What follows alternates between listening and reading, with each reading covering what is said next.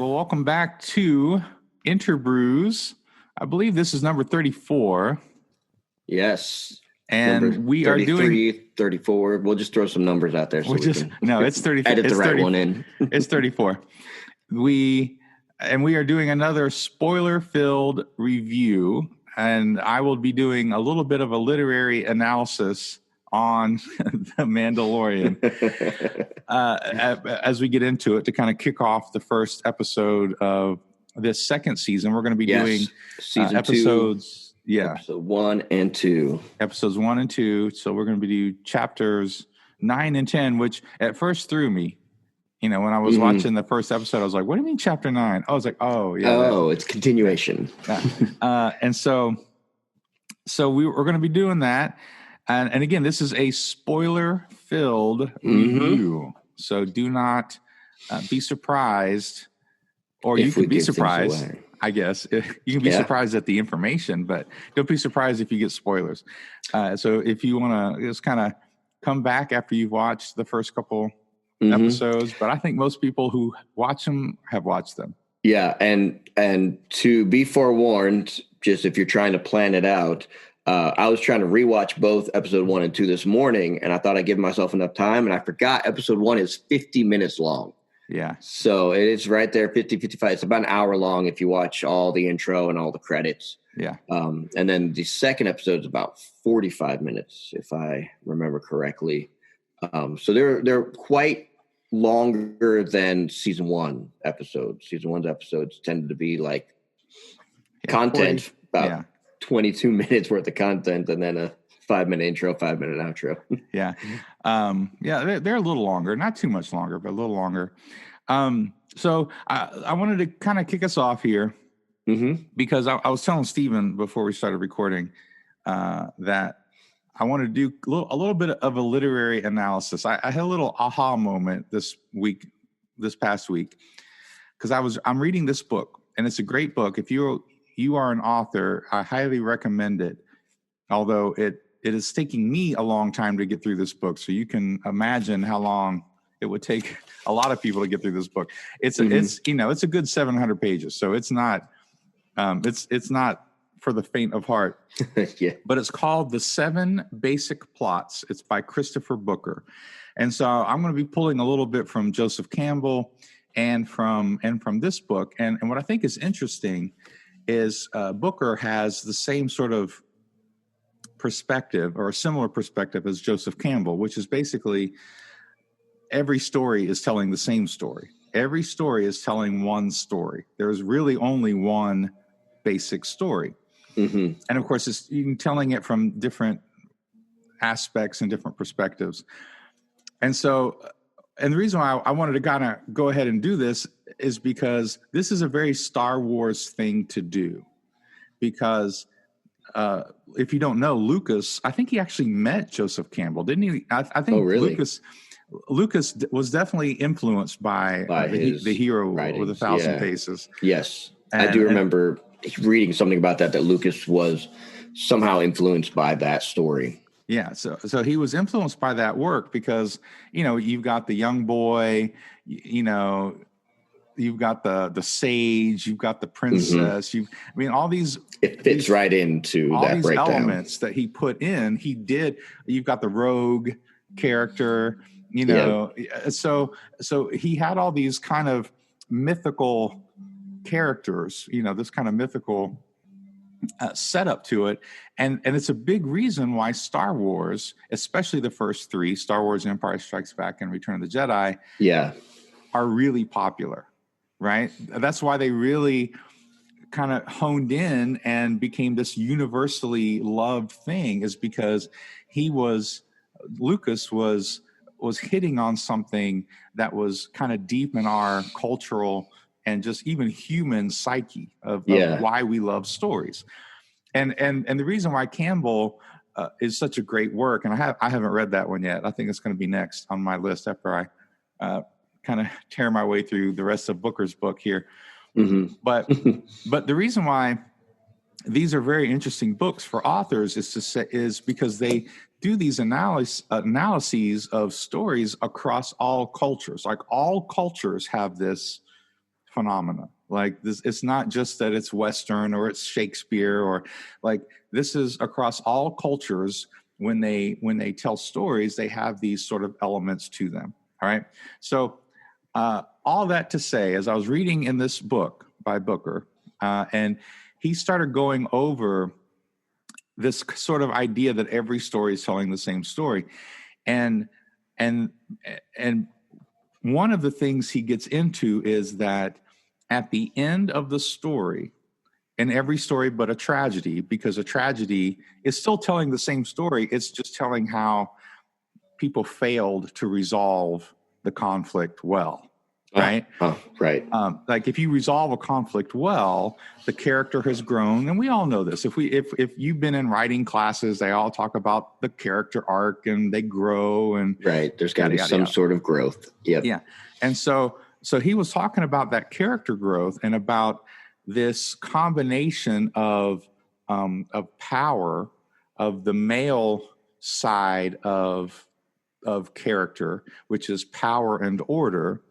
And then you have the female side of character, which is connection and emotion. Now, a lot of people might think that's sexist, but he was not trying to be sexist here, because he even gives examples of female characters who needed to have both elements. This is more of a yin and yang kind of thing that he was going into. Right. That even men, in order to be a true man, a man can't just be power and order. He has to have power and order that is looking for the good of someone else. Like he has to have within himself those female elements of connection and emotion. Because if he's emotionless and he's isolated, he becomes a tyrant, or he becomes all those sort of things. And same thing with a woman. Like a woman, that might be her strength or something, her character, but she also needs power and order in her life. Like she needs to. So sometimes you'll see that with women, like in not necessarily chick flicks, but stories about women empowerment and that sort of thing. They start out stories that have good, strong female characters. Yeah, they have good, strong female characters, but a lot of times, they start out in a place of they already have the strong connection and the emotional part, but they need to develop the strength and order for their own character. So it's not simply a male female gender thing, but he's talking about at the end of the story, all the characters or the end of the story, there has to be this resolution where all four of those things are in balance, right? Where the power and order and emotion and connection are all in balance. And so then, and as he's reading this, my mind is being blown because I'm thinking of all these stories in my own head. Yeah.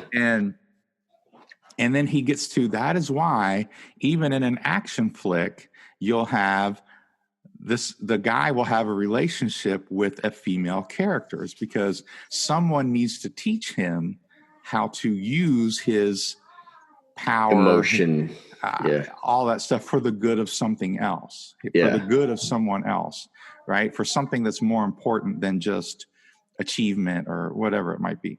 And so, and then he says, but sometimes it's not a female, sometimes it's a redeeming child. And I went, holy crap, that's the Mandalorian. That is the Mandalorian. He said sometimes the element of the story that takes this, and he literally talks about it. It takes a man and he can kick anybody's butt and he's like totally cool and blah, blah, blah, blah, blah. But then the story will bring in this like feeling element. This thing that makes him care about something more than himself. Makes him act in a way that wouldn't be the regular expected reaction or actions. Right. And so, I don't know if this will take you too much off track here. Stop me if it does.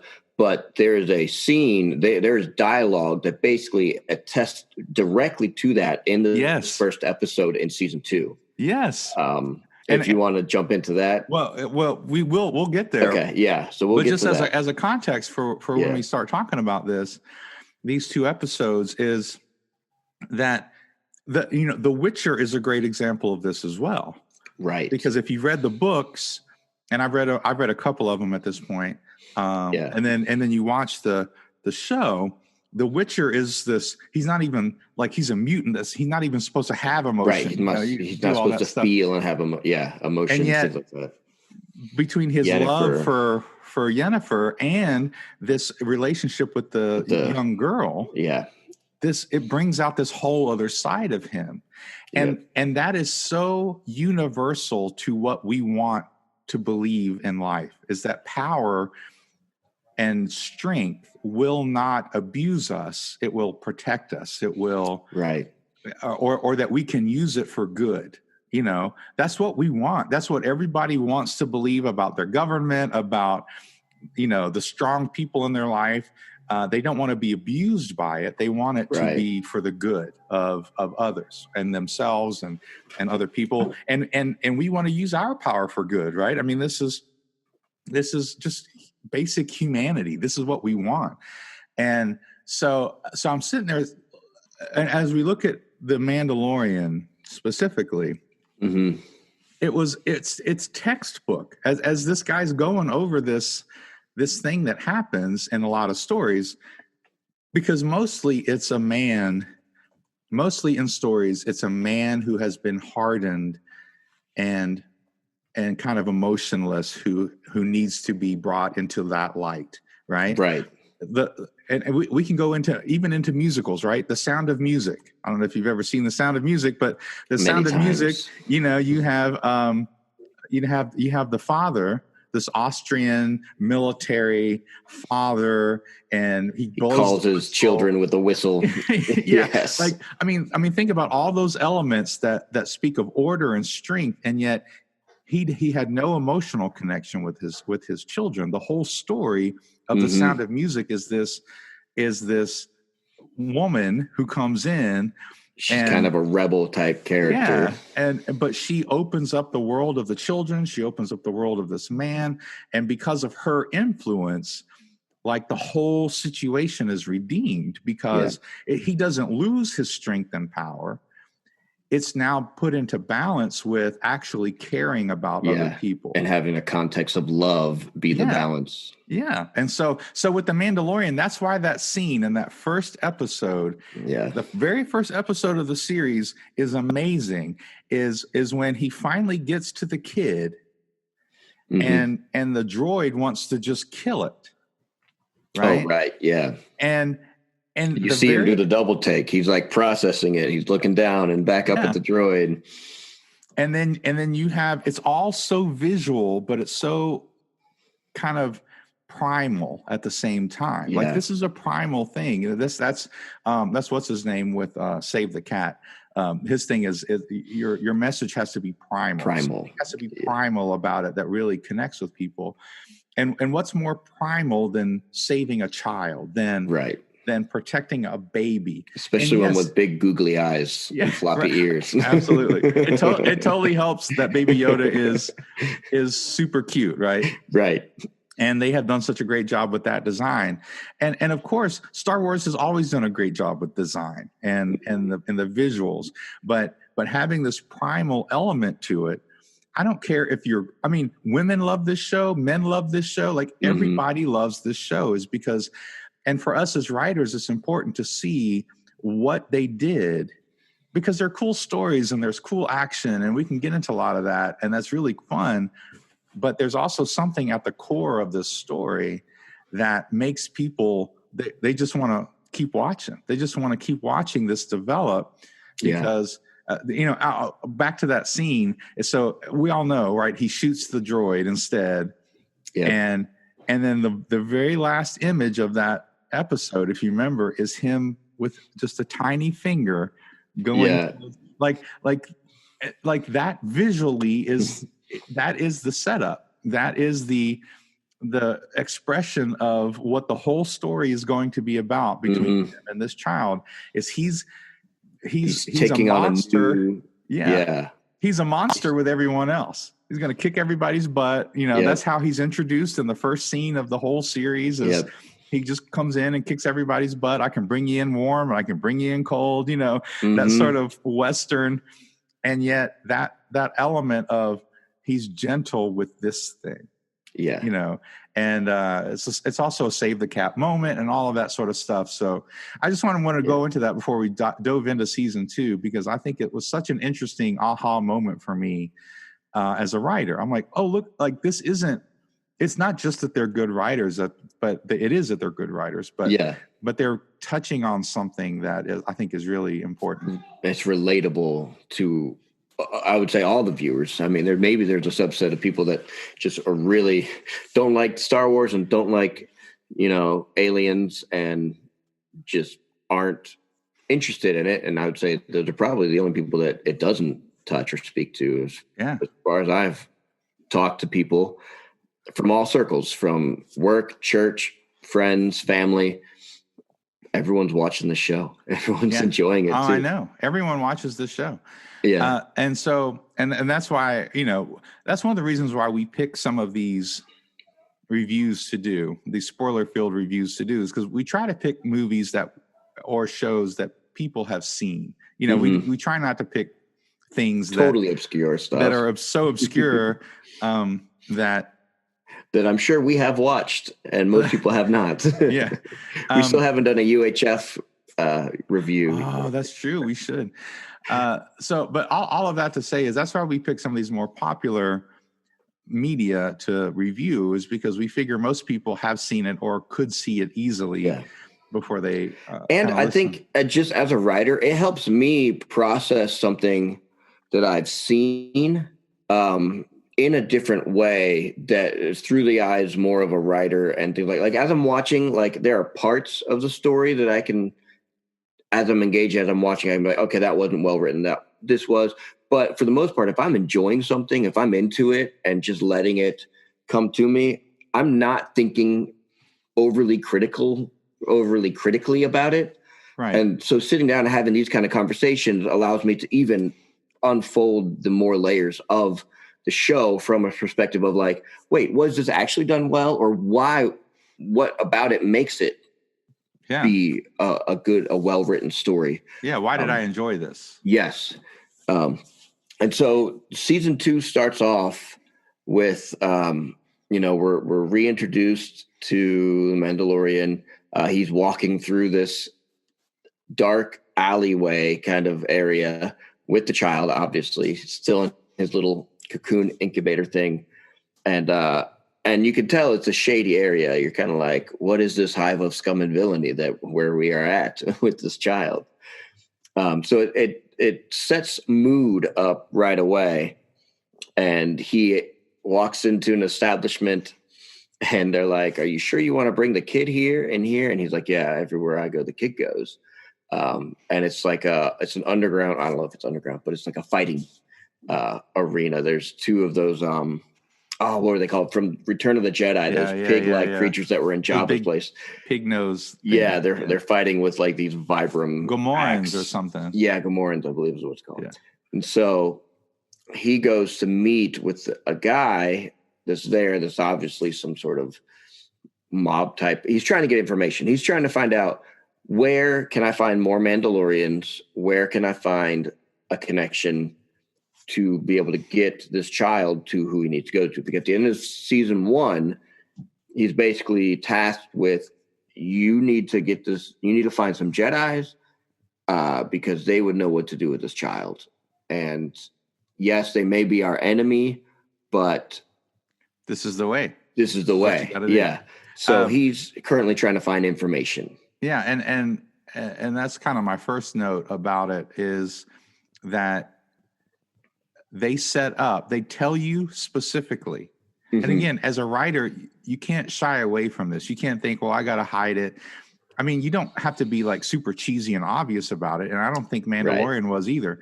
But within the first minute, the Mandalorian tells us what the whole season is going to be about. What is the goal, the overarching goal of the whole season? And that is, he's on a quest to find this this child? Where does this child come from? Where does he belong? Yeah. Where does he belong? Like, he's on the quest. And that is so important to do, because now you have oriented every watcher, right? Or if you're writing it, right? Yeah. Or every reader and watcher, you've oriented them in the story. This is what he's after. This is what this character is after. Yes. And that's so important to do for any story that we write, right? You have to, what is that character's goal? Mm-hmm. Just in general, in life, in the story, what is their goal going to be? And then in individual scenes, yeah. And then in individual scenes, what's the goal? So his big goal is he wants to find. He's got to go on this quest to find where the child belongs, the child's people. Yes. But his immediate goal is, I got to get answers from this guy. Yes. Right. And it was all so clear, even though I have a couple story problems with the first couple episodes. Yeah. But that's so well done. And so then you get that whole, and also what's introduced there that I think is important is this conflict that keeps showing up more in episodes 3 and 4. We'll get to it at a different time, but he talks about the value of his armor, of Beskar. Yeah. And how this thing that he fought so hard to get is actually going to be a liability, and to some degree. Yep. And so I think that's good story. I think that's well done. That the mob guy is like, dude, I just want that. Your Beskar is worth a lot of money, and that was set up in the first season. But now that he's out and about in these shady areas, like, there's going to be people who he specifically says the value of Beskar continues to rise or whatever. Like, so this armor that he's wearing becomes more and more valuable as time goes on. So yes, there's a double cross.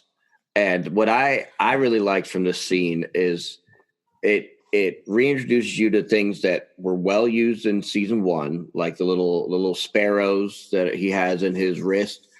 They just kind of show you like he's getting ready to use it, and then the child reacts to it. The child sees it and he now knows, okay, there's about to be some violence.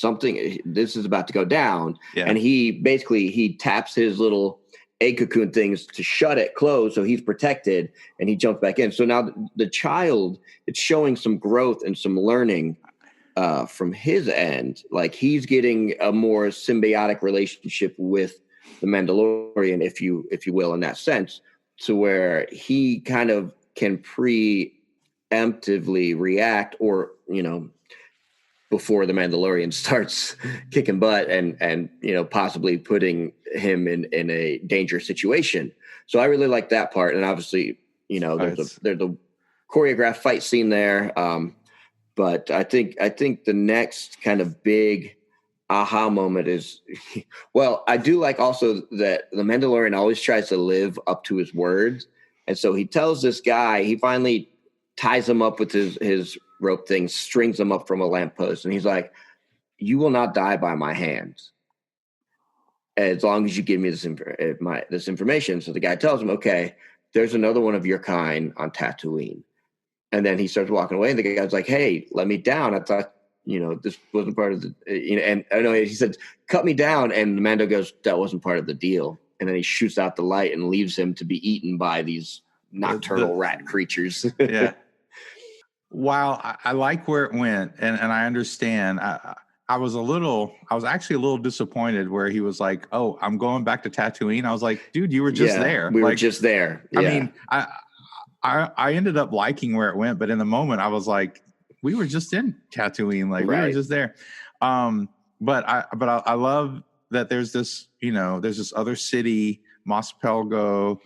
I loved when he went back to Tatooine that R5 was there. And I don't know if you noticed that, but the red R2 droid that shows the map is the same droid from that blew up Yeah, so it had a bad Uncle Owen, this Artuna has a bad motivator. And if you watch that scene when R5 kind of rolls up, there's that part that blew up. It's got all this like burn marks around it. I did not notice that. Like it's a total callback to A New Hope.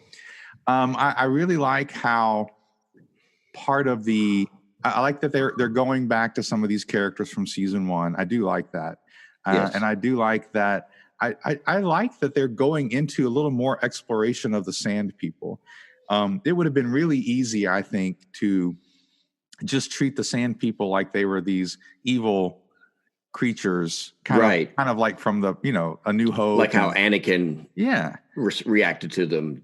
They're animals, and I slaughtered them like animals. But here Favreau, and because Favreau has written every episode so far, but here Favreau in season 1 and now in season 2 is really trying to show that they have their own culture. They care about things on their own, and so And then, before we get to the Sand People part, the first introduction, he goes into this cantina to meet, to try, to talk to the bartender. Very classic storytelling, D&D. You got to go to the bartender to get your information.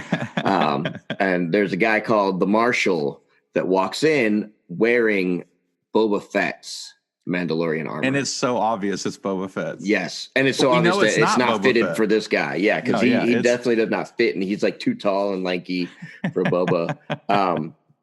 But so he sits down, and basically he starts off with like, I know this is awkward for you to see me in this armor, and it comes out that he purchased it from a bunch of Jawas, which were in the Sandcrawler. He got saved by the Jawas in the Sandcrawler. But I wanted to tie this in with what you had talked about in the beginning.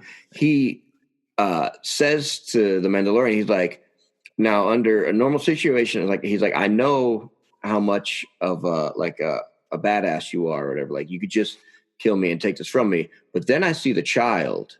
Yeah. And I figured there's something different about you. Yes. And that maybe we can talk this out. Yes. And maybe we can meet in the middle. Yeah. Absolutely. I noticed that too. That's so good. That's such a good insight, because again, as writers, if we know what the story that we're telling, we can put that stuff in there, because that's telling us something about character, about him, about the Mandalorian, about all this stuff. And so, I thought that was great. He said, I figure maybe I pegged you wrong.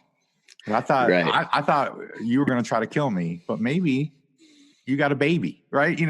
Right. And this is totally weird maybe to talk about, but it's the same way with guys. Like, I don't know if you've ever been a man alone, and then you come into contact with a woman alone, and the tension that happens, right? The woman is, a lot of times she feels, if she doesn't know who the guy is, she doesn't know who you are, I'm sure. And she's a little threatened, and for some guys that can be off-putting, because they're like, I'm not trying to threaten anybody, but because of culture and because of abuse that's happened, right? Some women can be but if you have a baby with you, like, that's a totally different situation.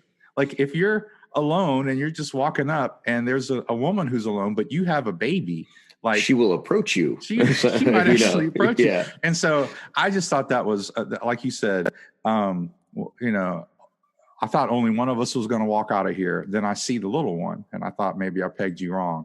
Yeah. And I just went, oh my God, that is so, that's so character driven. Yes. Good script writing. But his name is Cobb Vanth. And I like the fact that when he took off his helmet, Mandalorian just starts freaking out. Right. Because he's like, what are you doing? Like, you can't, and they're about to, and it's all about to go down. And yet then there is introduced the real conflict of the episode, which is this dragon. Tremors. Yeah. yes. I might need to watch that movie just because Yeah, totally. It's called a crate dragon, a sand dragon. Yeah. And this is this becomes the unifying force. So not only does it unify the Marshall guy, Cobb Vanth, and the Mandalorian, it also starts to, so it bridges their conflict. Yes. And then it starts to bridge the conflict between the villagers and the sand people. So this is the main conflict. And that's kind of the thrust of the story, is that this bigger conflict can bring us together. And I thought, I think that was well done. So here are my problems. Here were my problems with the episode. How did he get a second rocket? I don't know. I don't know how he gets a second after rocket. He shot it. Yeah. In that, like that cut scene where it shows how he's defending the village. Yeah. I don't know. I wondered that too. I mean, it's not a big deal, but I'm like even my kids are like, where did he get the second rocket? And I'm like, I guess it's just on the market. And this is a big deal for me as a writer and as a consumer. There have been whole movies that have been ruined by something like what I'm about to explain. One of my favorite examples is Point Break. I don't know if you've seen that movie, Point Break, the original, with Keanu Reeves. Yes. And what's his name from Dirty Dancing? Patrick Swayze. Everybody I know loves this movie. I do not like this movie. And that's because there's one scene where Keanu Reeves, like his knee gives out and he falls down and the guy's getting away and he has a gun and he's a cop. And I'm like, just shoot the guy in the leg. You could just shoot. And but he does nothing. And the whole movie I'm thinking, you could have just shot the guy in the leg. And we wouldn't be in the situation. for like an hour, that's running through my brain. Like, you dummy, all you had to do was shoot him in the leg. So, and the thing that happens in this episode, because they literally say that they literally show how the sand people use the bantha as bait, right? And then they have all these explosives. And my first thought is, well, just use the bantha as bait. Like the dragon's already consuming banthas. Like he already knows how to, just put all the explosives on one and feed them.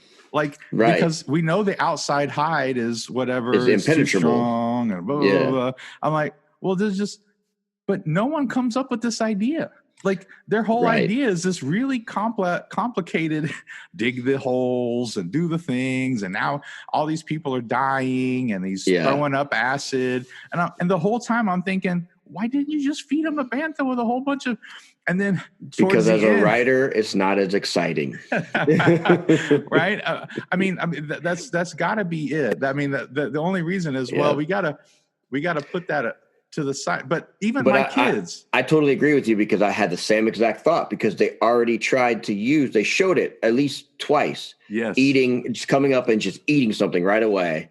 And I was like, oh, so they're just going to strap a bunch of explosives to the bait. But that's not what happened. And the other part that makes it weak is that they didn't give a strong, believable explanation as to why that wouldn't work. Yeah. Absolutely. If you told me, oh, it's got stomach acid on the inside, that immediately we've tried this before. Maybe. Oh, sure. Yeah. That's something as easy as that. Yeah. Why didn't they try that before? Yeah. They're like, well, maybe we can, you're good at killing. And I mean, they know all this other stuff. Yeah. And I'm like, why didn't they try this before? They know it eats the banthas. They know that. Anyway. Well, in the end, that's kind of the solution that ended up happening. It is the solution. And that's my point, is that that they had to put it, they had to try to give us whatever reason. Not even, they didn't give us reasons, like you said. They didn't. And then they made it like in the heat of the moment, the Mandalorian finally has this idea. Oh, what if I go inside myself? and it was a cool like visual. Yeah. Where he goes in the thing and I did like where he tells Cobb Vanth, he says, take care of the kid. Yeah. Like he's like and that kind of shows some of his character about where in the midst of the heat of the battle, he's going to sacrifice himself. He's going to do what he needs to do for the good of everybody, because there's acid puke killing people. And so anyway, which is cool. Like I liked a lot of that stuff, but just as a writer, I'm like, that was kind of not lazy. Oh, and I like the fact that there was a blow up and there was an explosion, and then he comes out of it, lands like a hero. I mean, it was kind of a cool, but but it's been done before. Men in Black, anyone? Oh, sure, right, absolutely, yeah. So anyway, the first episode to me wasn't as strong for that reason. I mean, it looked great. The acting was great. The themes were great. I thought the end climax had some questionable thoughts to it that kind of pulls you out of the story. Yeah, it had a story hole, and I'm like, and it was cool, and and I liked it. But I liked a lot of that stuff, and of course, obviously, there was a callback to last season.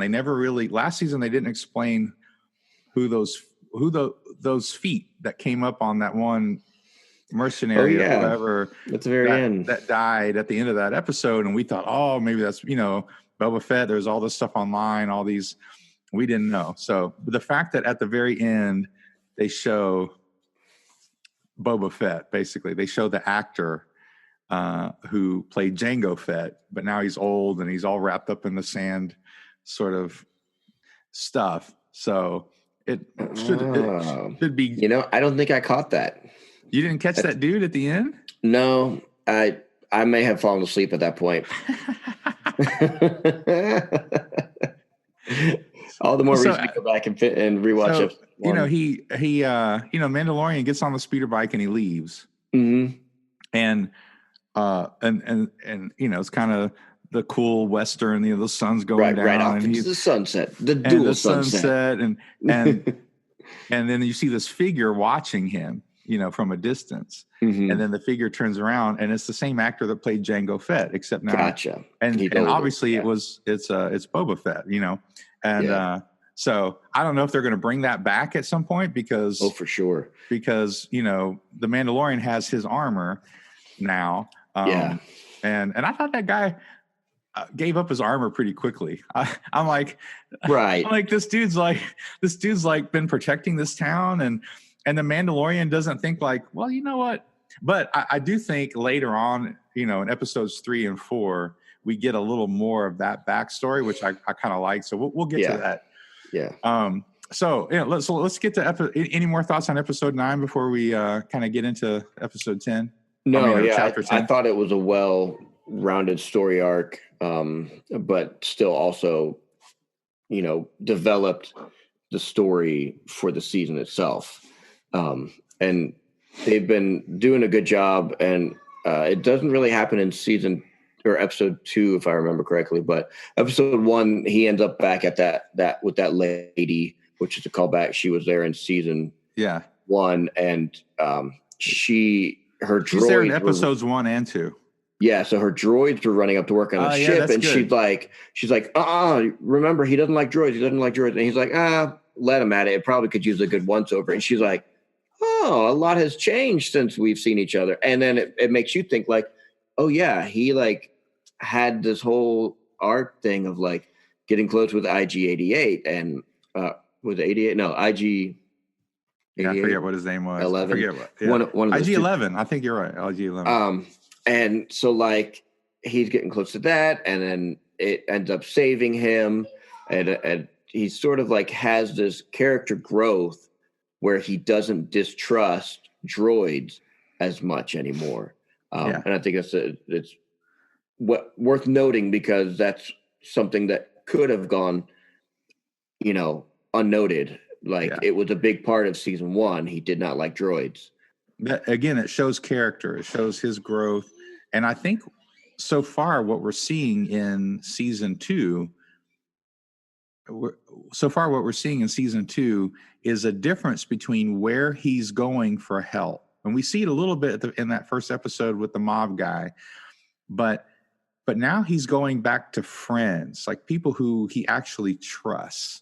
Right. And that's going to be, I think, a new theme, because like you're saying, they're trying to show his growth of character. In the first season, he's going to like, just give me a puck so I can just go get some dudes and get some money. Like, and when he needs extra money, he's just going with what he knows. I'm going to go be a bounty hunter. I'm going to, or he's going to go be with those criminals, right? With that. And one of that looks like a filler episode, but it's still a really fun episode where they go to the space prison and they do that whole thing. Yeah.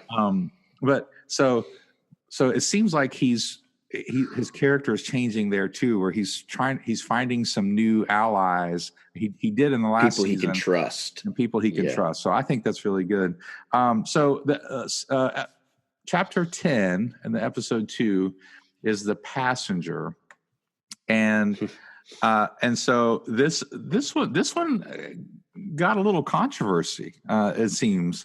I mean, I didn't know anybody who was trying to cancel Baby Yoda, but it's kind of went around a little bit on the internet that some people really had a problem with Baby Yoda in this episode. I thought it was a great little running gag. I think so too. Although I did have one problem with the gag, but we can get to that. Sure. So the opening scene with the bandits was awesome. So even though I had a little problem with the first couple episodes, some story stuff, their opening scenes were great. The opening scene with the bandits where they knock him off the speeder explodes, and there's all this stuff. He's got to try to save the baby, and right. His stuff scattered all over. Yeah. It was a cool little scene. I didn't understand why he couldn't use. He had 2 jetpacks. I don't know why he had to like carry everything. You would think he would just like strap on the extra jetpack and fly to, wherever, Mos Eisley or wherever he was. Anyway. But anyway, he gets back to Mos Eisley. It was a little too easy for me. That I forget his friend's name, the mechanic lady, where she and this insect dude, Dr. Mandible, are playing cards, and Dr. Mandible knows where some Mandalorians are. Oh, that's easy. I was like, well, that's pretty easy. Like, he just kind of walks up in this situation. He just happens to be talking to the right person. And she happens to know that there's a frog lady who needs to, I thought that was a little too easy. I mean, the episode obviously is not easy in the sense of like they put a big obstacle in his path. But I thought, well, that seemed pretty easy. Right. So anyway, we get introduced to the frog lady. Pelimoto, I think. Pelimoto is their name. Yeah. So we get introduced to the frog lady and the eggs. Her eggs. She's got a big old canister of eggs suspended in some sort of goo, some nondescript glowing goo. Goo and fluid. And and Baby Yoda is looking at those eggs like that's a snack. Love. Love. And I kind of love how they keep bringing that back with him about where he likes food and even the Mandalorian goes out, look, I know you're hungry, and it's pretty cool. Yeah, I've noticed that in like every episode now, they've got the child, the Baby Yoda, eating something. I can't remember if he was eating something in the first episode, but it's definitely in 2 and 3, and then in 4, the most recent one. Yeah. I'm like, they must know that this is just endearing to us, and so they're gonna keep doing it. Well, and again, it sets up some interesting interactions with with the Mandalorian, and that he's figuring out how to care for the kid. I mean, that was part of his arc in the first season, which was how do you care for a baby? Yeah, he didn't even know what to feed it. He didn't know anything to do with it. He just left it on the ship when he went out to that one time, and the mechanic lady's like, "Dude, you can't just leave a kid." I was gonna say, in this episode, basically, he's promised to get some information if he takes on this passenger and helps her transport her eggs, and the conflict comes in that these eggs can't survive in hyperspace speeds. So it has to be transported at sublight speeds, which puts him at risk of going through some pretty dangerous areas that they don't really have the defenses for. So that's kind of the setup, the conflict is what we've got. Yeah. And this keeps happening in the stories.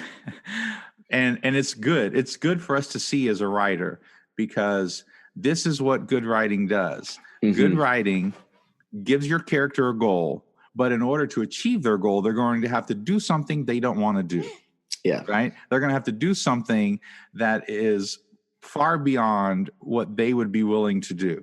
So even in the first episode, he goes, the guy says, the mobster guy says, do you like to gamble? And he goes, not if I can help it. Yeah. And then, but by the time you get to, the second episode, where she's like, well, this guy will tell you if you'll help him gamble, Mm-hmm. So you keep seeing where this keeps coming back, where he's like, that's not the deal. And that's kind of his mantra, but he keeps getting pulled into these situations. Yes. Where he's got to go way above and beyond what he wants to do. And so this is just another one of those situations where, what do you mean I can't? The only thing that's helping me is I can move fast. Right. So now you're going to make me move slow to get what I want. And he's like, I'm wanted. I'm being followed. This child is wanted, and we're going to be going through rough areas. Yeah. And so in route as they are flying, that's when the first scene happens, where the eggs are kind of unattended, and Baby Yoda's looking at it like, and somehow he gets into it. He gets the top off and he's like fishing down, and I'm like, this is not going to be good. And I thought, it was going to be one of those like, oh no, we caught him in the act, and now we're going to have to keep an eye on him. But no, he just straight up pops an egg in his mouth, and no one is the wiser. And I remember, so another thing I've been enjoying with this season is Disney Plus has added group watch to their streaming service. And so I've been group watching with my friends and families. And so we're like reacting as this is happening, like, what the heck? Like, she probably knows how many eggs there are in this container. Like, she's probably got these counted and named or whatever. And that's my biggest problem with the episode. Yeah. I mean, she never notices. The fact that she never goes, I had 18 here and now I've got 16.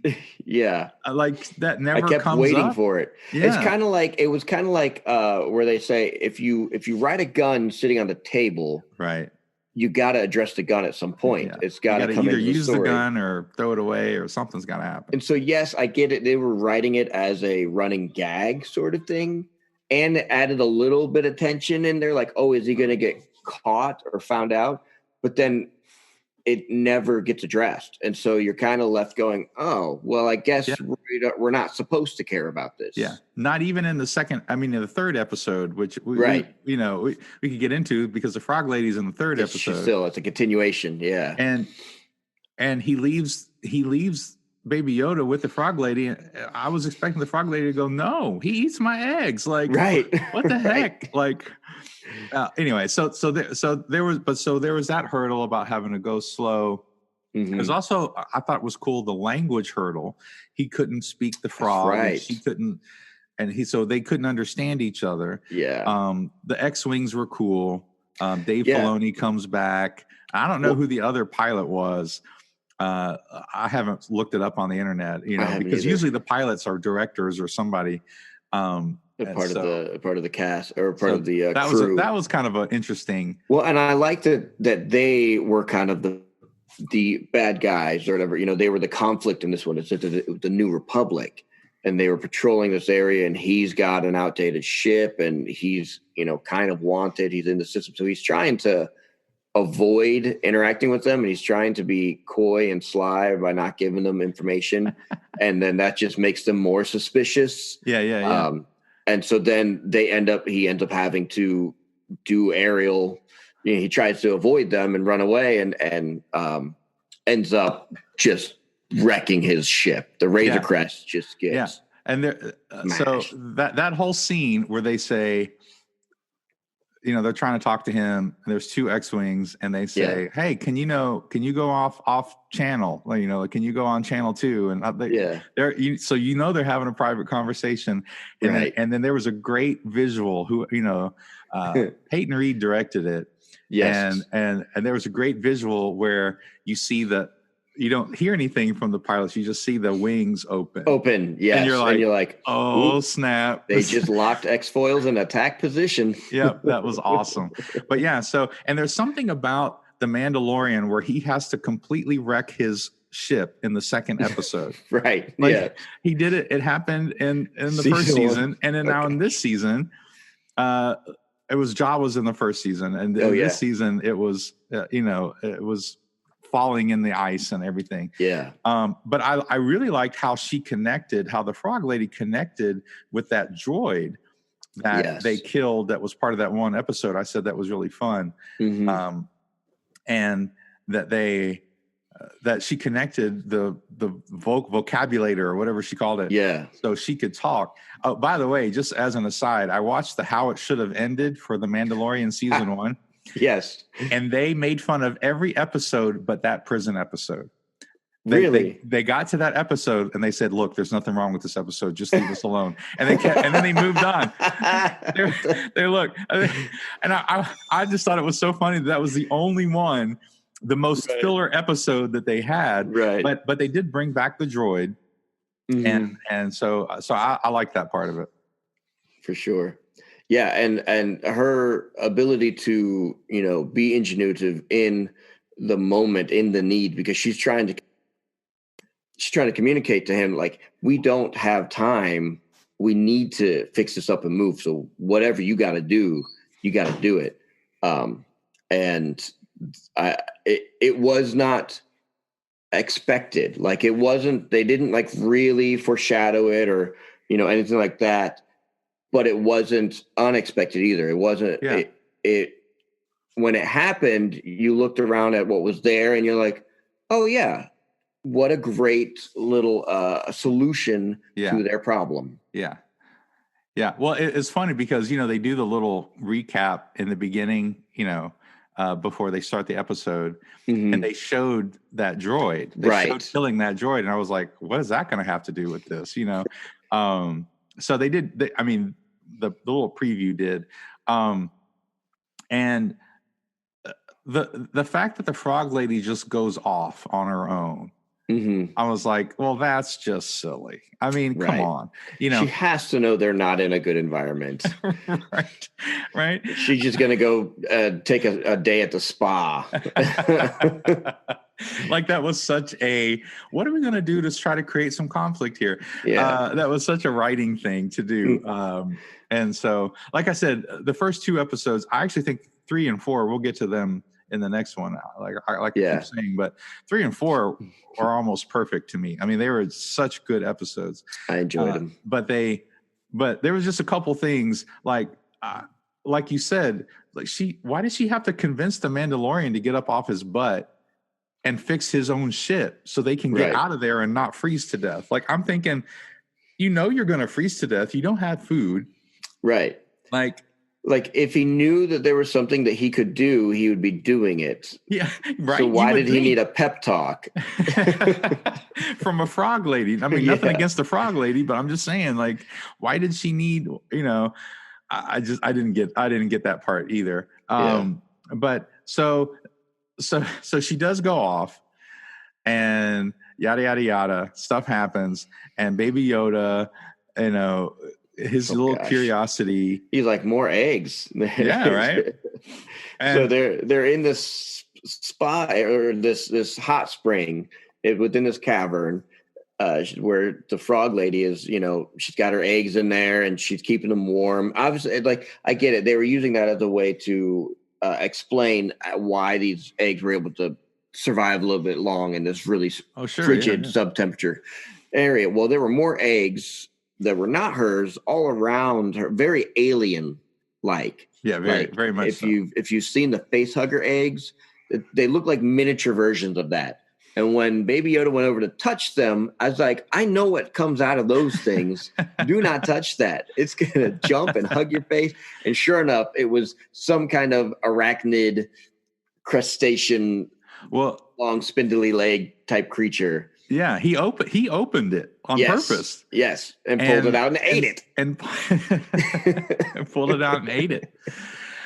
So here's the interesting thing about that whole scene. So basically, you know, if you've seen it, all the spider eggs for some reason come alive. I guess they're all connected. They're all, maybe, I don't know.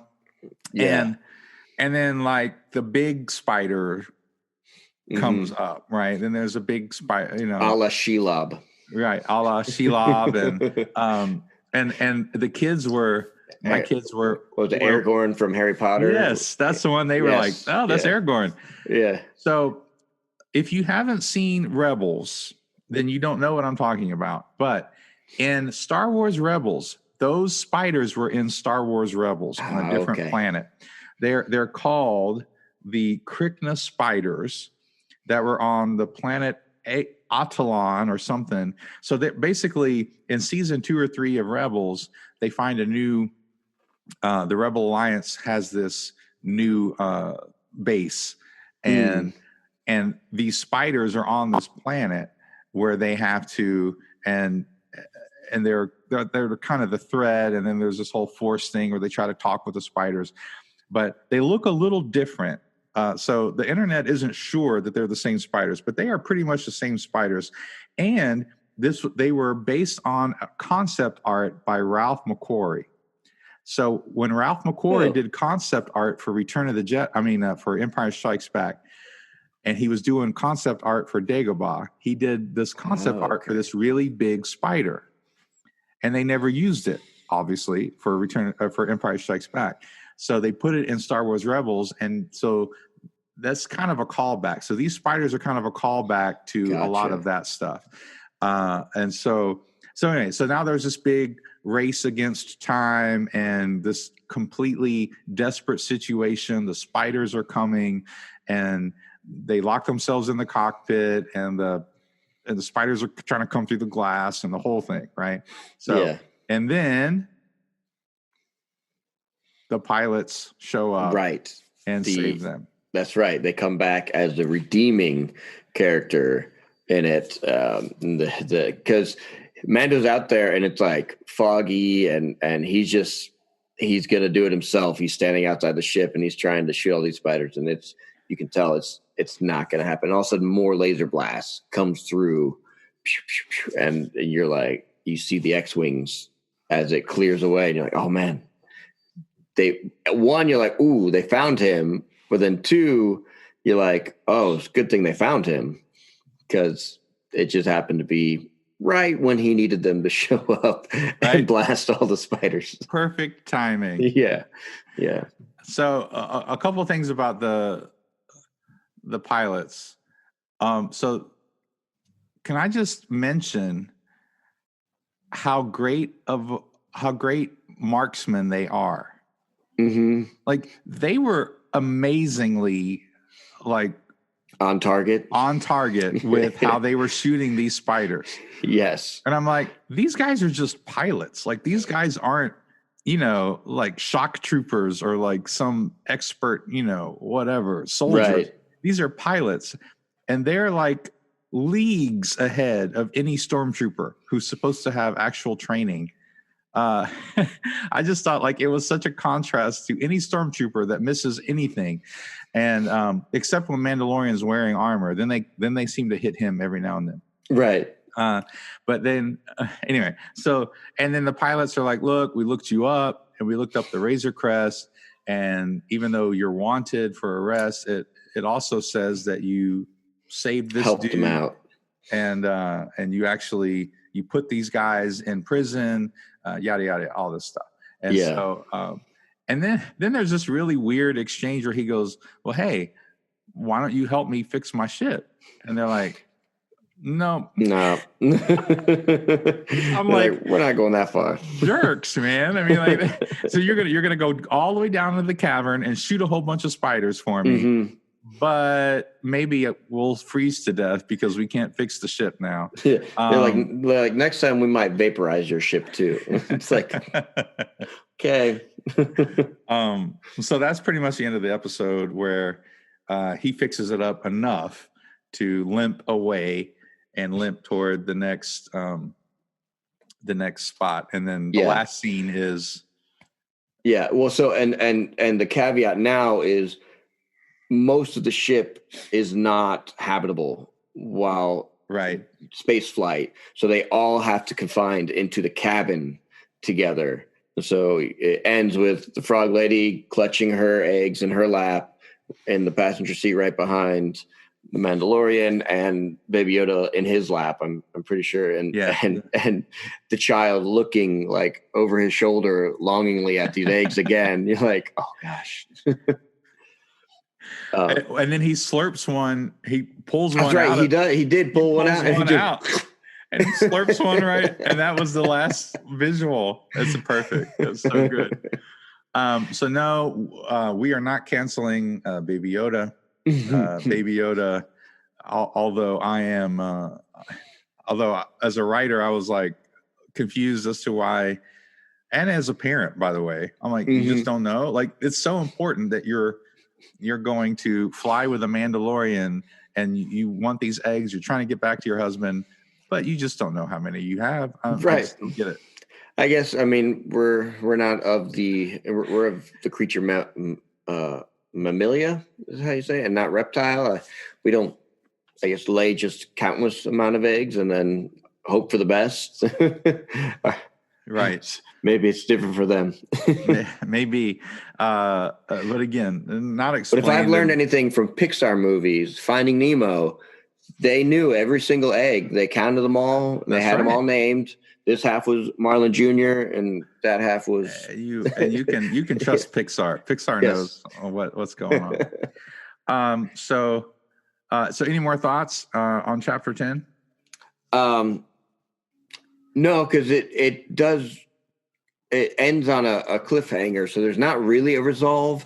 I do like that they're continuing with this notion that's sort of been spread throughout all the Star Wars, that the good guys aren't necessarily the good guys. Yeah. Well, like it's brought up in, the first few episodes, episodes 1, 2, and 3 of the movies, where, are the Jedis really trustworthy? Are they everything they do morally and honorable and as much as they say they want to be? And then again, further on after, you get the rebels and everything, it starts kind of being revealed like the rebels weren't always, the favorable people. They didn't.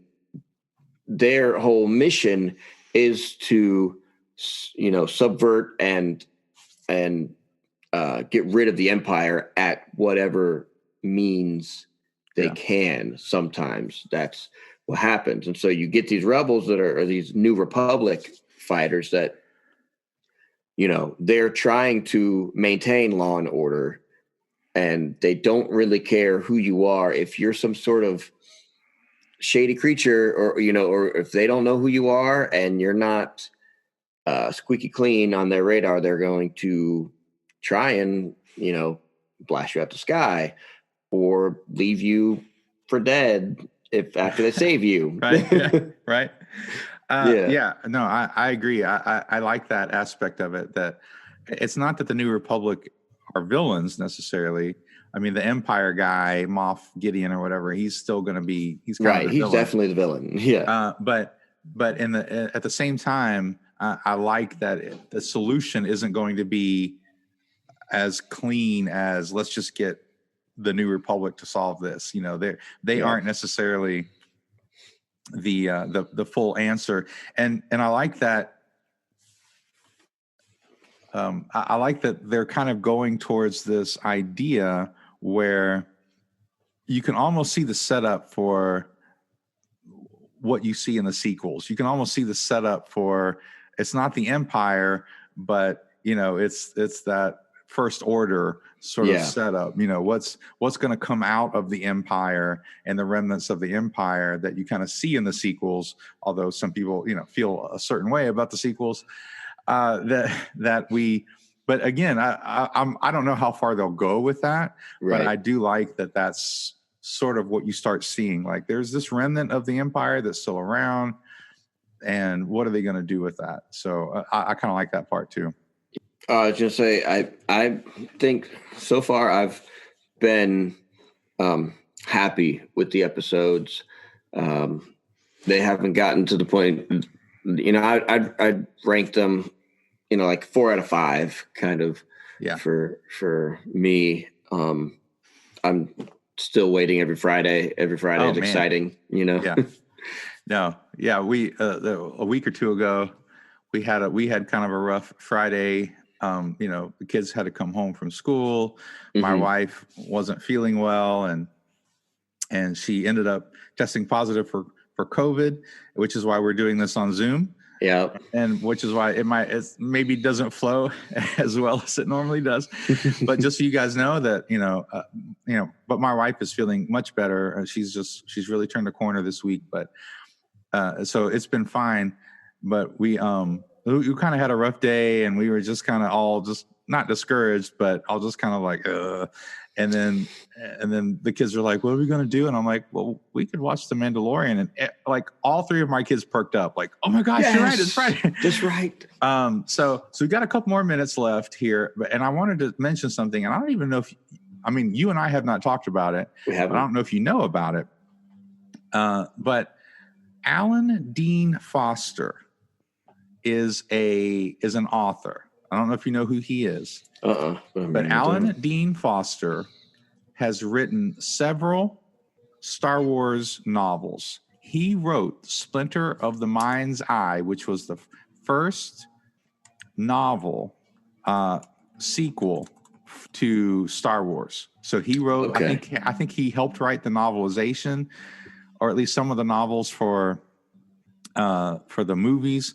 And he wrote Splinter of a Mind's Eye. He wrote other Star Wars novels and other science fiction stuff. He's a huge science fiction guy, and he's been around a long time. And the reason I'm bringing this up is because I just want people to know, and if you can look, you can look this up on your own, but Disney, when they bought Star Wars, bought the rights to those novels, right? So when Disney bought the Star Wars franchise, they also bought the rights to all the novels and all the extra stuff, right?